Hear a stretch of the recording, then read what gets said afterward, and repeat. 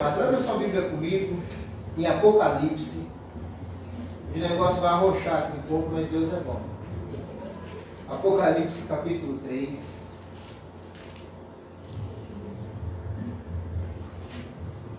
Versículo 1 em diante. Diz assim a palavra do Senhor. Ao anjo da igreja em Sardes escreva: essas são as palavras daquele que tem os 7 Espíritos de Deus e as 7 estrelas. Conheço as suas obras. Você tem fama de estar vivo, mas está morto. Esteja atento, fortaleça o que resta e que estava para morrer, pois não achei as suas obras perfeitas aos meus olhos, aos olhos do meu Deus. Lembre-se, portanto, do que você recebeu e ouviu, e obedeça, e arrependa-se. Mas, se você não estiver atento, virei como um ladrão, e você não saberá a que hora virei contra você. No entanto, você tem aí em Sardes uns poucos que não contaminaram as suas vestes. Eles andarão comigo vestidos de branco, pois são dignos. O vencedor será igualmente vestido de branco. Jamais apagarei o seu nome do livro da vida, mas o reconhecerei diante de meu Pai e diante de seus anjos. Aquele que tem ouvidos, ouça o que o Espírito diz às igrejas. Amém. Pai que é santo, fala conosco através da tua palavra, que é pura e santa e poderosa. Eu me coloco à disposição dos seus filhos como servo de todos. Eu sei que o teu Espírito, Senhor, possa ecoar nos nossos corações. Toma-nos, Senhor, de dentro para fora, segundo a sua vontade, em nome de Jesus. Amém. E graças a Deus. Amém. Amados, esse texto aqui é um texto bem abençoado. Nós conhecemos a história do livro de Apocalipse. A Bíblia vai dizer que João, agora na ilha de Patmos, ele tem uma visão. E ele começa a ter a visão do fim dos tempos. O Senhor Jesus, o próprio Senhor Jesus, o revela através de visão e voz audível tudo aquilo que estava por vir. João agora recebe uma missão muito maior, que é a missão de transmitir às 7 igrejas da Ásia Menor qual era a vontade do seu Senhor, a saber, o nosso Senhor Jesus Cristo. Especificamente para a igreja de Sardes, João começa a escrever as palavras do próprio Cristo. E as palavras de Cristo é: eu conheço as suas obras. Eu sei que você tem fama de quem está vivo, mas está morto. Isso é pesado. Quando João começa a escrever, detalhe, João não está escrevendo as suas próprias palavras. Porque se nós formos para o Evangelho, de Mateus, o Evangelho de Marcos, o Evangelho de Lucas, o Evangelho de João, nós vamos ver os evangelistas escrevendo aquilo que eles viram e aquilo que eles viveram, com exceção de Lucas, o médico amado, que só escreveu os relatos que ele ouviu, porque não viveu. Amém? Mas os outros 3, eles escreveram tudo aquilo que viram e tudo aquilo que viveram. Eles mesmos eram testemunhas oculares e audíveis de tudo aquilo que o Senhor Jesus havia feito, não só na vida deles, mas através deles. Só que o livro de Apocalipse agora, ele é diferente dos outros. Ele é a revelação do fim. João agora começa a escrever não algo simplesmente que ele viu ou ouviu. mesmo estando vendo e ouvindo através de uma visão da parte do Senhor Jesus, mas era algo que ainda estava por vir. Era uma visão profética dos fins dos tempos. Deus estava trazendo ao coração de João uma revelação. Só que também era uma revelação futura, carregado de algo presente. Porque quando ele começa a escrever para 7 igrejas, ele não escreve para as igrejas numa visão futura. Ele escreve para as igrejas no momento presente. As igrejas precisavam se consertar e precisavam obedecer à voz do Senhor, segundo aquilo que Jesus estava ditando para João nas cartas. Amém? Então Jesus agora começa a descortinar algumas coisas, e dentre essas coisas ele chega para a carta da igreja de Sardes e diz assim: ó, você tem fama de que está vivo, mas está morto. Você diz que está vivo, mas está morto. Aparentemente você está bem, a sua fala é de quem está vivo, a sua postura é de quem está vivo, o seu caminhar é de quem está vivo, mas você está morto. Jesus agora tinha uma denúncia contra a igreja de Sardes, e a denúncia era: você está morto, não há vida em você. Agora presta bem atenção, João não escreve diretamente para a igreja. Se nós começarmos a ler o início da carta, a Bíblia está dizendo assim, ó: ao anjo da igreja de Sardes escreve. Quem era o anjo da igreja? O pastor. Agora imagine, irmãos, João escreve para o pastor da igreja, e o pastor tem a incumbência de chegar no culto de domingo à noite, lá em Sardes, pegar o microfone, vamos trazer para o dia de hoje e falar assim: irmão, Jesus acabou de falar, através de João, vamos trazer para o dia de hoje. Chega um WhatsApp de João. Imagina se fosse hoje. Chega um WhatsApp, chega uma mensagem. Aí, o pastor da igreja de Sardes, nossa, é o apóstolo João, está mandando essa mensagem para mim, lá da ilha de Patmos. Da onde será que ele está pegando o Wi-Fi? Porque lá não pega. E ele abre, e a impressão que ele tem é: ó, o negócio é o seguinte, Jesus mandou falar para vocês que vocês estão todos mortos. Que vocês aparentemente estão vivos, mas estão mortos. E tem mais, que é para vocês, e ele está dizendo o seguinte, para vocês vigiar e fortalecer aqueles que ainda estão cambaleando, aqueles que ainda restam. E é para vocês se lembrarem do que vocês têm ouvido e obedecer. Porque vai chegar o dia que ele virá sobre vocês como um ladrão à noite. E vocês não saberão nem o dia nem a hora. E vocês serão pegos de surpresa. Presta bem atenção nisso aqui. Em nenhum momento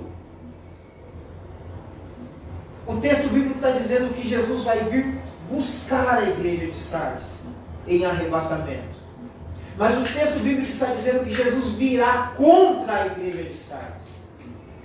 Como um ladrão que assalta uma residência durante a noite, alguém que vai assaltar uma casa à noite, ele vai causar o bem ou mal?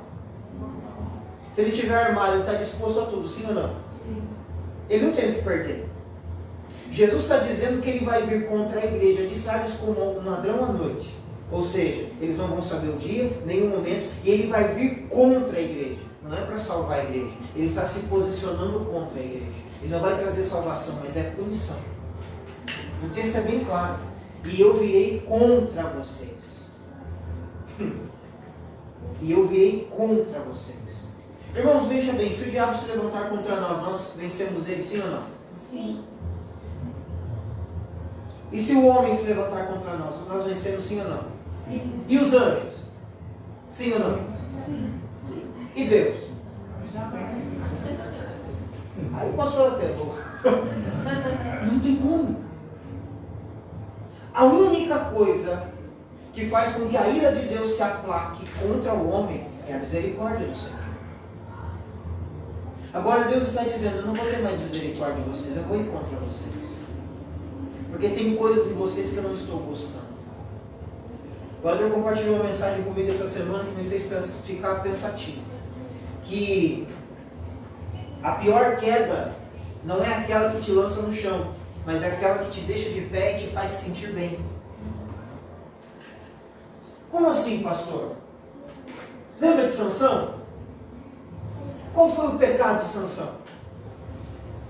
Qual foi o erro de Sansão? Quem lembra? Cortar o cabelo? Todo mundo lembra. Sim ou não? Esse foi o erro de Sansão, não foi? Esse foi o último erro de Sansão. O último. Porque se você for buscar toda a história de Sansão, ele errou durante toda a caminhada dele. Tudo aquilo que Deus disse para Sansão não fazer, ele fez. Não podia beber bebida forte, ele bebeu. Não podia se misturar com outras mulheres que não fosse da sua nação, ele se misturou. Não podia tocar em nenhum animal morto ou qualquer cadáver, ele fez isso por 2 vezes. Ele mata o leão, depois volta lá e come o mel que estava no corpo do leão. Matou as pessoas com a queixada de jumento, a jumenta estava morta. Tudo aquilo que Deus disse para Sansão não fazer, ele fez. Sansão era um homem que caiu, mas permanecia de pé. Ele caiu, mas o Espírito de Deus permanecia nele. Olha que loucura. Ele estava negligenciando a vontade de Deus, mas mesmo assim Deus estava permitindo que Sansão se mantesse de pé. Famoso, forte, poderoso e ovacionado pela nação judaica e por todas as nações vizinhas, porque ele era conhecido como juiz de Israel. Só que a paciência de Deus tem limites. O que nós precisamos entender hoje é que o diabo não quer de maneira nenhuma, te jogar na lona e te trazer humilhação. Não. A estratégia de Satanás mudou. Ele quer que você se sinta bem em conviver com o seu pecado. É por isso que ele traz sobre nós algo chamado de falsa paz. Aonde muitas pessoas, cometendo seus erros contra o Senhor, negligenciando a vontade de Deus, tem fama de que está vivo, mas está morto, como o próprio João escreve para a igreja de Sardes. A estratégia do diabo agora mudou. Ele não quer que você deixe de vir ao culto, ele quer que você venha para o culto, desde que você continue vivendo uma vida de pecado. Ele não quer que a igreja tenha poucas pessoas, ele quer que a igreja tenha muitas pessoas, que ela seja triunfantemente grande, rica, próspera, desde que a igreja perca o foco do Evangelho e foque nas riquezas desse mundo. É por isso que Jesus agora vai falar para João, eles estão dizendo que estão vivos, mas eles estão mortos. Manda eles lembrarem do que eles ouviram, se arrependerem, porque eu vou vir, eu vou ir contra eles, João. Detalhe, o foco desse texto é se lembrar do que recebeu, do que ouviu, obedecer e se arrepender. Nós precisamos passar por essas etapas, de se lembrar de quem nós somos e de quem Deus é.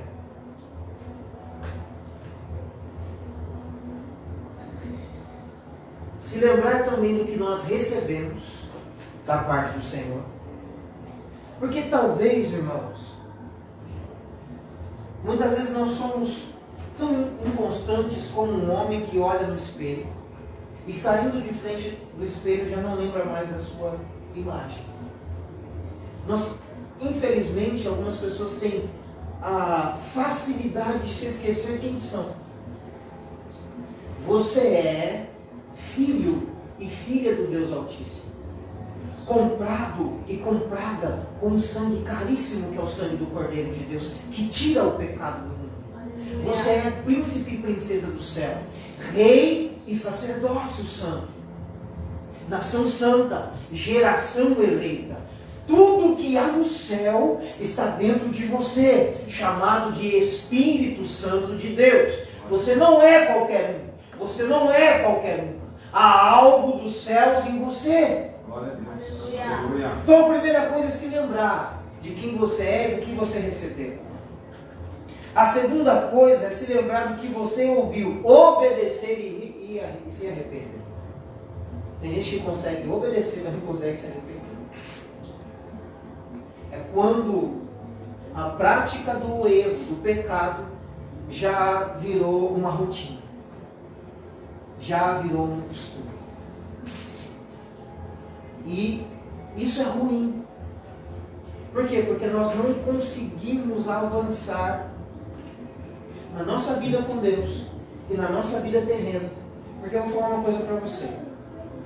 Todo mundo pode viver de qualquer jeito, sim ou não? Mas você é todo mundo? Você já tentou viver que nem os outros? Ô, irmão, por que para nós não dá certo?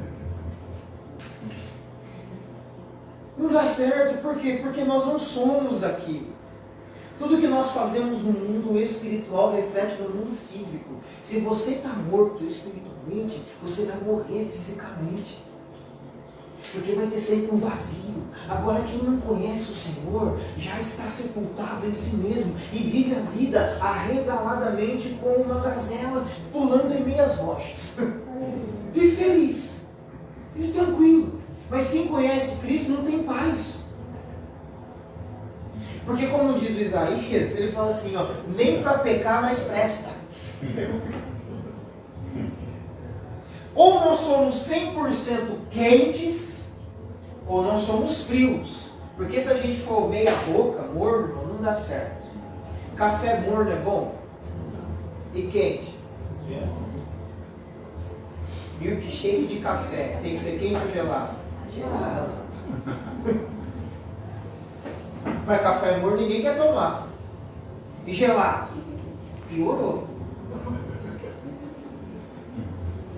Aí, a Bíblia vai dizer que se nós formos mornos, Deus vai fazer o quê? Vai nos rejeitar. Vai nos rejeitar. Só que agora,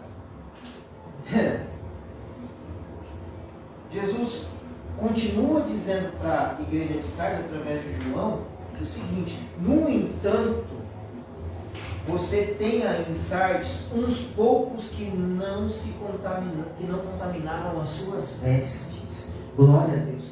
Aleluia. Irmãos, presta bem atenção no que eu vou dizer para você.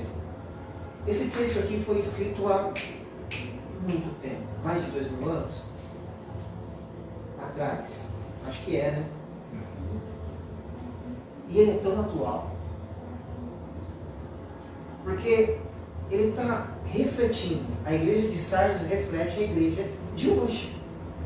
Não estou falando do nosso, estou falando da igreja no mundo inteiro. Aqui não tem essas coisas, amém? Amém, irmão? Amém. Oh, glória. Todo mundo vivo aqui, em nome de Jesus. Você está dizendo que tem pessoas que estão vivas, dizem estar vivos, mas estão mortos. O texto está falando que essas pessoas precisam se lembrar de quem são, se lembrar do que ouviram e se arrepender. Amém? Amém. Será que a igreja desse século precisa disso? Se nós pararmos para pensar no que virou a igreja, ou aqueles que se dizem igreja de Cristo, porque a gente consegue entender que Jesus vai tirar a igreja dele de dentro de algumas igrejas. Sim ou não? Sim. Então Jesus não tem uma placa, ele tem um povo guardado. Aleluia. Agora, esse mesmo Jesus está dizendo que há em Sardes, e eu creio que somos nós, esses aí, em nome de Jesus, que não contaminaram as suas vestes. Esses, Jesus vai reconhecer eles diante do Pai e diante dos anjos, e andarão de branco junto com ele. E de forma nenhuma Jesus vai apagar o nome deles do livro da vida. Então nós temos aqui 3 tipos de pessoas dentro de uma igreja. O primeiro grupo é aqueles que dizem estar vivos, mas já morreu. O segundo grupo é aquele que tem salvação. É aqueles que Jesus está dizendo assim, ó, se vocês se arrependerem, Vocês vão voltar a viver. E o terceiro grupo? Eu creio que somos nós. Em nome de Jesus. Aleluia. É aqueles que não contaminaram as suas vestes. Glória a Deus. Aleluia. E que Jesus jamais vai tirar o nome deles do livro da vida. Aleluia. Louvado seja Deus. Essa igreja de Sardes é a igreja atual, é a igreja que nós estamos vivendo aí fora. Aonde é um espetáculo grandioso de luzes, é um show de adivinhação, é um show de bênçãos. Pastor, o senhor é contra? Eu gosto de profeta. Profeta, eu tenho dois problemas com o profeta: ou eu ando com ele ou eu corro dele. Profeta é assim. Só que nós vivemos uma linha muito. O evangelho, que outrora era um cobertor muito grosso que aquecia, agora se tornou um lençol fino e furado. Porque ele está sendo costurado de qualquer jeito. Feito por mãos de pessoas que não sabem o que estão fazendo. E para quem não sabe para onde vai, qualquer caminho serve. Aí as pessoas que são mais ignorantes ainda na questão de não conhecer a Cristo, estão se cobrindo com esse evangelho, achando que estão se aquecendo do frio e da morte espiritual. Mas na verdade já morreram há muito tempo, porque essa malha é muito fina e não vai proteger do inverno profundo. Aleluia. Porque apesar do inferno ser quente, o que o diabo usa para nos destruir não é o calor, é o frio.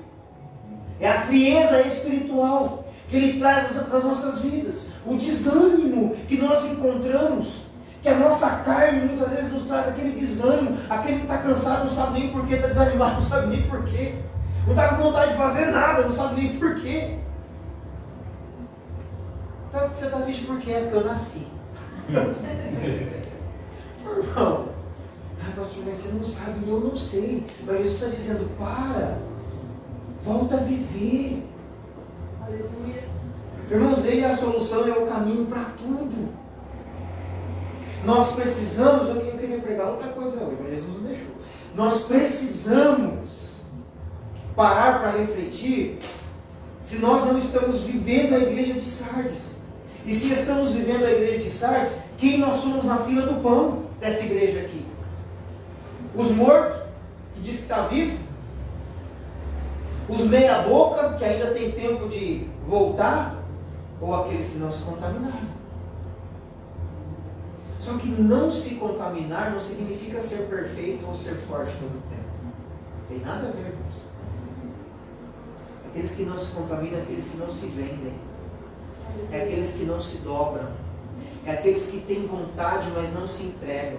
É aqueles que querem fazer o erro, mas não fazem. Esses são os que não se contaminam. Aleluia. Glória a Deus. Esses são os que não se venderam. Esses são aqueles que são tentados pelo pecado todo dia, batendo na porta, e eles não arredam o pé na presença de Deus. Glória a Deus. Glória a Aleluia. Deus. Aleluia. Tem uns irmãos que os olhos até estralam, a água enche até a boca d'água. Ele fala, não vou me vender. Irmãos, se você está tendo vontade e está rejeitando, glória a Deus por isso. Você é crente. Você é crente. Agora, se você está naquele grupo, e tem esse grupo também, nada me derruba. Eu sou santo. O meu Deus me conhece, eu não tenho pecado para com ele. Eu conheço gente assim, irmãos. Conheço gente assim. Já ouvi a pessoa falar, apesar de eu não ter pecado nenhum, eu peço perdão dos meus pecados para Deus. Desgraçado. Desgraçado porque caiu da graça já. A Bíblia diz que aquele que diz que não pecou, esse já cometeu pecado. E tem gente assim, pastor? Tem muita gente assim. Por quê? Porque não conheceu o Evangelho de Cristo. Irmãos, o amor de Deus nos constrange.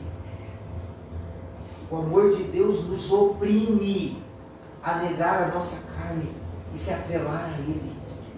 O amor de Deus melhora o nosso caráter. Glória a Deus. O amor de Deus molda a educação dos nossos filhos, molda o nosso casamento, molda a nossa vida profissional. Aleluia. Quando o amor de Cristo entra em nós, irmãos, algo diferente acontece. Aleluia. Não é esse amor que o mundo prega, ou que a religião do século XXI tem pregado. Que você é o querido de Deus e Ele vai fazer tudo para te agradar. Não! Você que é pai e mãe, você agrada os seus filhos, sim ou não? Mas você faz tudo para agradar eles? Porque senão você não está criando um filho, você está criando um parasita. Sim ou não?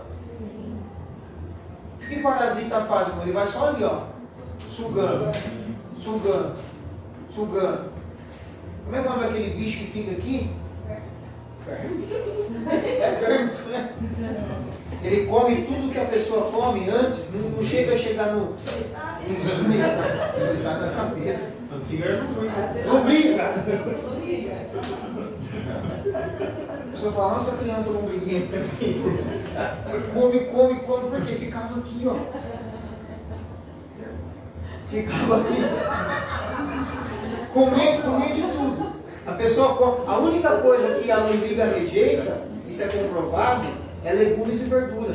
Legume e verdura a lombriga não quer. É os sinais. Calma, gente. Cadê as conversas? Legume e verdura, irmão, a lombriga não quer.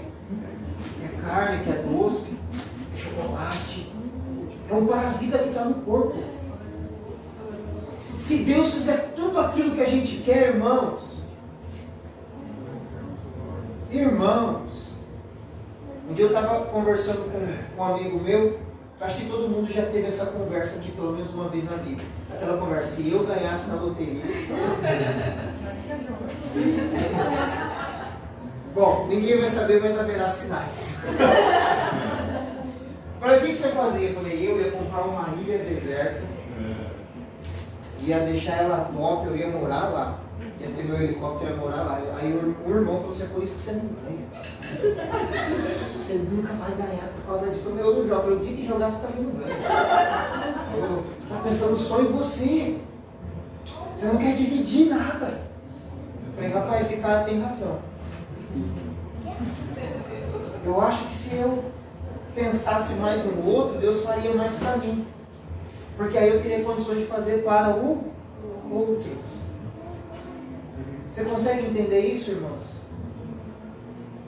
Aí você deixa de ser parasita para ser contribuinte, para ser semeador.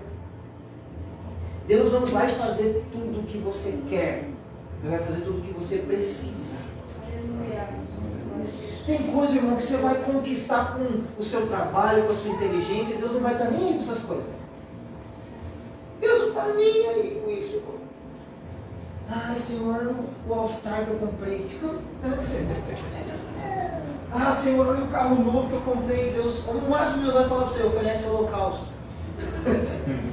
Deus não está nem aí com essas coisas. São coisas que são supérfluas.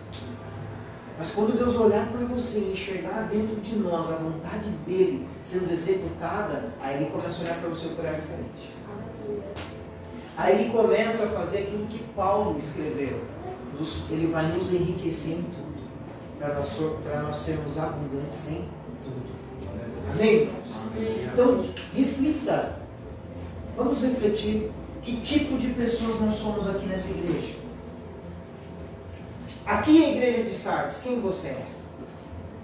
Ah, pastor, eu sou o que está morto, mas falo que está vivo. Amém? Jesus te ressuscita, meu filho. Não tem problema, não é? Põe você na UTI do céu, Jesus vem com os anjos e dá choque no seu peito até se acordar. Até se acordar. Não tem problema. Ah, pastor, eu sou aquele que tomei a boca ainda.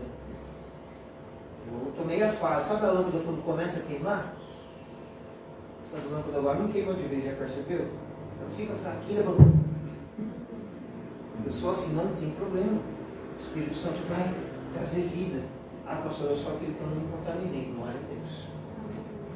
Mas não está fácil, viu? Eu falei, irmão, bem-vindo ao clube.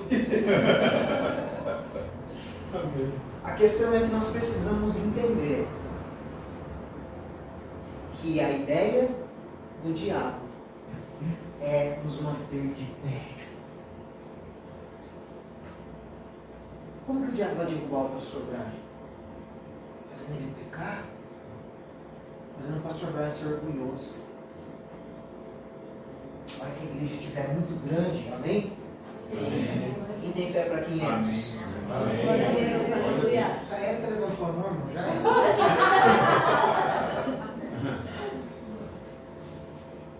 Igreja, 500 membros. Culto terça, quinta e domingo. No domingo é 3 cultos. Manhã, tarde e noite. Eu não tenho nem sermão, mas o pastor começa a dividir com os irmãos. Você prega outro. A igreja está abençoada. Caixa da igreja transbordando em nome de Jesus, a gente abençoando vidas. Fazendo projeto social, abrindo outras congregações. E o diabo vem e planta semente. É, você viu? Você é o cara, hein? Aí o sermão começa a mudar. Aí o camarada começa, irmãos, eu vivi tanto nessa área, você não tem noção. Estou dando a minha vida como exemplo. Aí ele já começa a separar só aquele grupinho para ele, o grupinho, entendeu? Os mais abastados, ou daqueles que, eu não posso falar essa palavra aqui. É isso aí, irmão. Você falou. Né? Pronto. O pastor não adulterou, o pastor não roubou ninguém, o pastor... Mas ele já caiu. Por quê? O orgulho antecede a queda. Dali para frente é só para trás. Porque ele se ensoberbeceu. Foi o que o próprio Deus colocou na boca do Nabucodonosor. Reconhece que eu sou o Senhor e que toda a grandeza da Babilônia foi eu que te dei. Nabucodonosor levanta um dia, vai na sacada do palácio e fala assim: ó gloriosa Babilônia, porventura não fui eu que te construí com as minhas mãos e meu braço forte? Caiu, virou bicho, foi comer capim com os bois lá. Não, tem muito pastor que está comendo capim por aí. Ele continua no altar, pregando a palavra, mas o coração dele se tornou um monstro comedor de capim. Uma fera selvagem, que devora a gordura e a lã dos fiéis, que destrói os princípios do Evangelho, e acha que está por cima da carne seca, porque Deus usa ele. Aí chega no grande dia, Deus fala assim: ô, eu te conheço. Isso é um perigo, irmãos. E nós precisamos vigiar nisso como igreja, como esposa, como marido, como pais, como família. Amém? Amém. Glória a Deus. Glória a Deus. Deixa eu continuar aqui para a gente terminar. Versículo 7. Do mesmo capítulo. Agora para a igreja de Filadélfia. Ao anjo da igreja de Filadélfia escreva: estas são as palavras daquele que é santo e verdadeiro, que tem a chave de Davi, o que abre e ninguém pode fechar, e o que ele fecha ninguém pode abrir. Conheço as suas obras, eis que colocarei diante de você uma porta aberta que ninguém pode fechar. Glória a Deus. Sei que você tem pouca força, mas guardou a minha palavra e não negou o meu nome. Deus está fazendo uma promessa para a igreja de Filadélfia. E ele está dizendo: eu tenho a chave de Davi, a porta que eu abro ninguém fecha, a porta que eu fecho ninguém abre. E eu colocarei diante de você uma porta aberta que ninguém pode fechar. Eu sei que você tem pouca força, mas não negou o meu nome. Não é o quanto de força você tem, é o quanto você está disposto a suportar.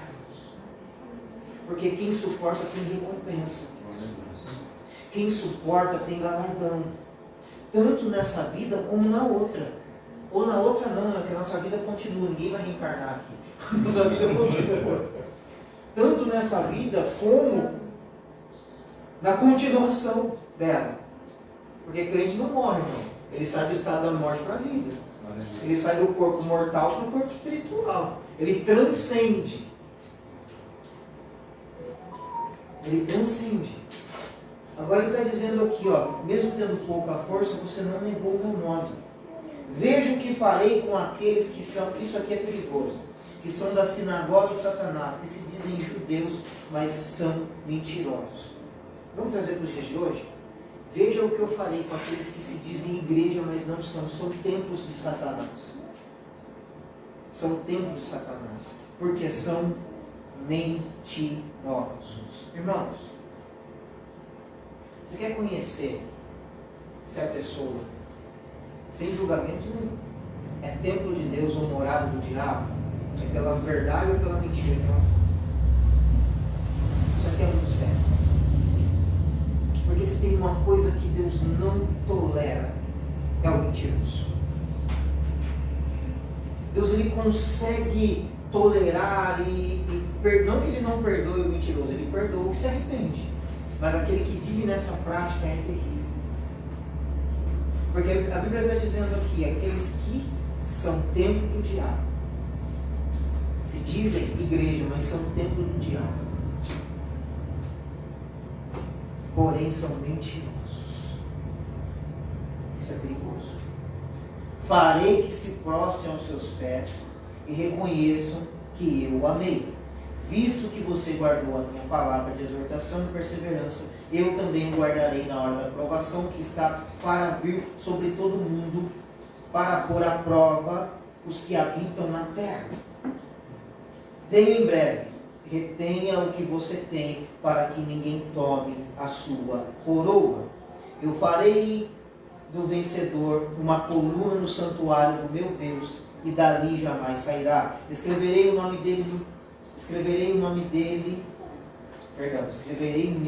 o nome do meu Deus, e o nome da cidade do meu Deus, a nova Jerusalém, que desce dos céus da parte de Deus. E também escreverei nele o meu novo nome. Aquele que tem ouvidos, ouça o que o Espírito diz às igrejas. Glória a Deus. Amém. Amados,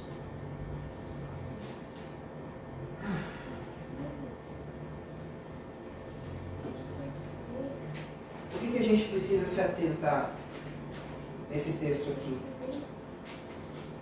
Jesus está dizendo que para todo aquele que persevera, existe um prêmio.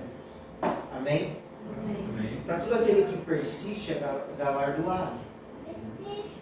Só que ele também está dizendo para a igreja de Filadélfia que ele vai guardar a igreja da grande provação que virá para o mundo, que virá sobre os habitantes da terra. E essa provação, essa grande tribulação ou provação, vai pôr à prova aqueles que são de verdade e aqueles que não são. O que diferencia o homem e a mulher de Deus do ímpio é a prova, é suportar a prova. O que eu quero que nós entendamos essa noite é que nós temos um Deus abençoador, que livra a gente de cada enrascada, que nos dá coisas que nós nem merecemos, ou nos colocou em lugares que nós jamais imaginaríamos em estar. Provê nos nossos celeiros, na nossa despensa. Tem cuidado de nós de uma forma tão triunfante que graças a Deus nós nascemos nesse país que é um país livre, próspero e abençoado.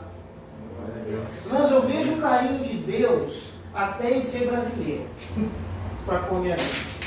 Porque a turma reclama tanto do Brasil, mas eu ainda não vi um lugar melhor. Para você morar, tem os Estados Unidos. Vai lá trabalhar lá, 14 horas, 18 horas, sem parar. Aqui, ó, foi o dia, vai lá. O cara é servente de pedreiro aqui, quer ser servente, ajudante de obra nos Estados Unidos, irmão. Primeira semana ele volta chorando. Se ele não for com sangue no olho, falando, não, eu vim aqui para ficar rico, ele volta. Eu seria um desse. Ele volta. Não, eu vejo a graça de Deus em tudo, irmãos. A bondade, a benevolência de Deus em tudo. Ele é poderoso para nos abençoar em tudo. E eu vou dizer uma coisa para você. Se tem uma coisa que deixa Deus feliz é te abençoar. Irmãos, quem gosta de dar presente aqui? Eis-me aqui. Eis-me aqui. presente para alguém? Sim. Sim ou não? Sim. Ainda mais quando a reação da pessoa é aquela assim, nossa, a gente, irmãos, só quem gosta de dar presente sabe que vai entender o que eu estou falando. Você fica mais feliz de dar do que receber um presente, sim ou não? Amém. Conta para um filho nosso então. Nossa, eu lembro, o Daniel ficava me pedindo um Hulk. Ele tem um Hulk lá, desse tamanho assim. Na época caro aquele negócio. Deve ser do Palmeiras, que é verde. Fui comprar o Hulk na Re-Rap. Comprei o Hulk. Parcelamos o cartão, glória a Deus. Dei o Hulk para ele de presente. Eu dormi aquele Hulk. Aonde ele ia, o Hulk estava atrás. E eu acho que ele vai casar e vai levar aquele Hulk. Mas foi, sabe, uma alegria. Meu Deus, e eu fiquei mais feliz ainda. Esse aqui deu a bicicleta para ele. Eu falei, esse aqui é uma bicicleta? Não, eu quero o Hulk. Esse aqui deu uma bicicleta. Já saiu já com a bicicleta, aquela loucura. Tá lá a bicicleta, cuidando da bicicleta, você não cuidava para nem. Tá cuidando. Ficou mais feliz, eu fiquei mais feliz do que eles. Não é bom quando você presenteia um filho, um amigo, um irmão? Agora imagina Deus sendo nosso Pai, que nos conhece, irmãos, Ele te conhece. Você tem noção que Deus trocou ideia com você, conversou com você antes de você estar na barriga da sua mãe?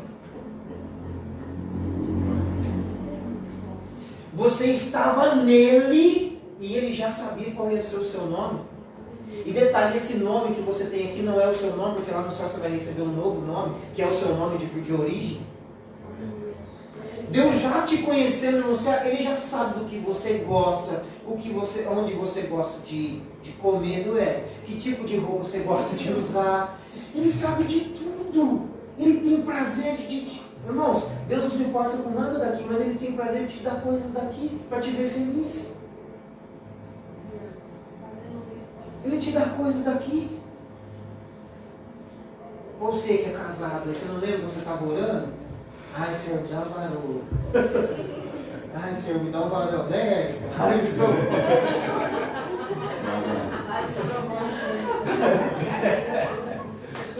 Deus vai abençoar essa irmã aí. Tinha uma irmã que ia no carrinho de lanche que eu trabalhava. Do que ele gosta? Irmão. Deus tem abençoado a vida dele. E Deus te abençoou com tantas coisas.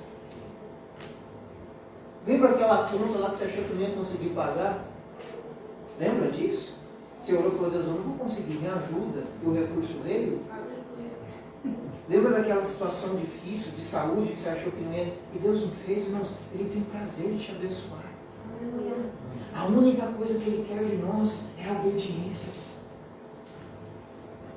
A única coisa que Ele quer de nós é que nós venhamos servi-lo de todo o coração, com um coração íntegro e verdadeiro. Não venhamos deixar com que o diabo nos derrube. Amém? Não deixe que o diabo use o orgulho ou a nossa própria carne para nos iludir. Porque quando chegar na segunda-feira é triste, ele vai querer desconstruir tudo aquilo que você recebeu no culto. Através de um amigo, de uma situação, do ambiente de trabalho, de uma música que você sintonizou no rádio. Eu sou bem chato com isso também, irmãos. Eu tenho uma visão que a música é para o Senhor. É a minha visão, amém? Ah, pastor, mas o que tem? Eu vi uma internacional, e se eu vi uma internacional, já é... Daqui a pouco o irmão já está cantando um fio de cabelo. Não consigo entender. Eu me lembro, acabou o culto, eu era tamanho do Daniel, e o irmão pegou o violão do meu pai e começou a tocar, final de culto. O que as crianças fazem aqui? Meu pai percebeu que era uma música do mundo, falou para parar.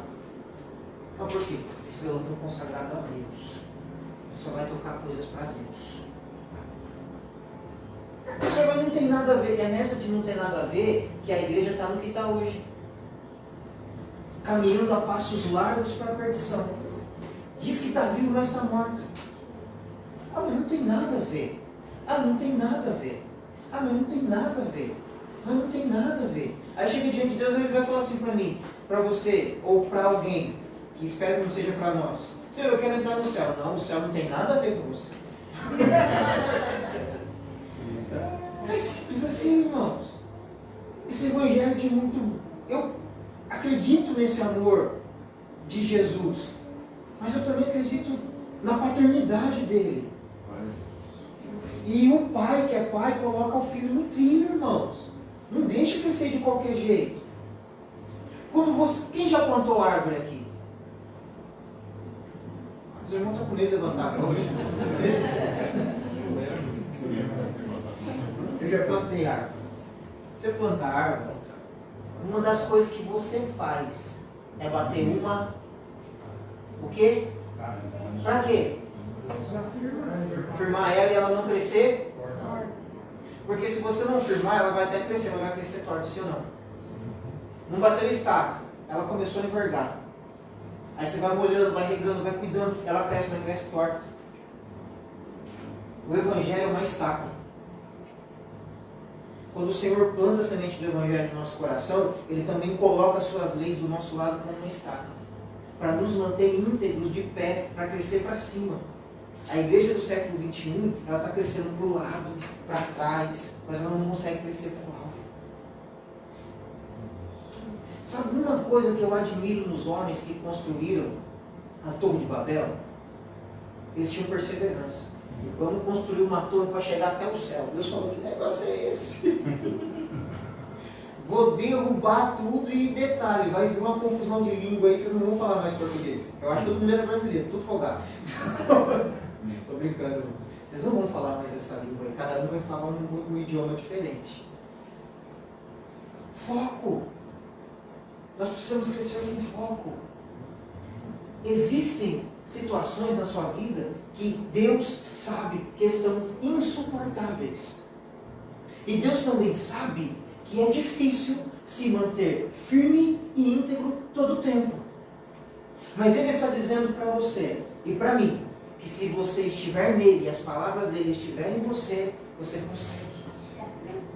Porque o Evangelho de Cristo é como uma estaca, que faz com que a gente fique firme e cresça para cima. Irmãos, nós como igreja, como família, como irmãos, como filhos de Deus, nós precisamos crescer, mas é para cima. Amém? Amém? Não vamos tombar para os lados mais. E estejamos todo o tempo vigilantes, para que o diabo não nos derrube e nos mantenha de pé. Isso é perigoso. Isso é muito perigoso. Quando o cara cai e faz aquele escândalo, o irmão caiu, Jesus vai lá, e quando o cara já caiu, mas permanece de pé? Davi pecou, adulterou, fez o que fez, permaneceu vivendo a vida dele como se nada tivesse acontecido. Até que chegou um camarada, o nome de Natan, e falou assim, ei irmão, o que você fez está errado. Meu Deus do céu, e agora? E houve o que? Arrependimento. Deus não abençoou ele, não perdoou ele, mas houve consequências. Não deixe o que o diabo te derruba e te mantém de pé. E se for cair, irmãos, cai, mas cai nos pés do Senhor. Ele vai te levantar. Amém? Amém. Vamos orar, agradecer ao Senhor.